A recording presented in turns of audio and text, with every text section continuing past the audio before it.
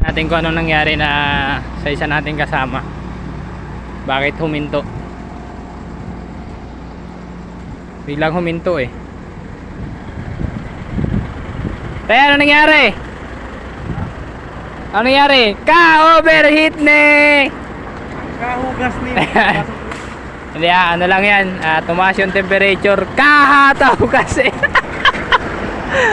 Kabitin eh! Ayun na yan. Asan yung pinagkukuhanan? Ito, pinagkukuhanan nila ang tubig oh. Ayun oh, galing bundok. Free water. Galing bundok. Kailangan... Pahingi mo na kami tubig. Boss, pahingi kami tubig, boss! Pihit ka lang daw dyan oh.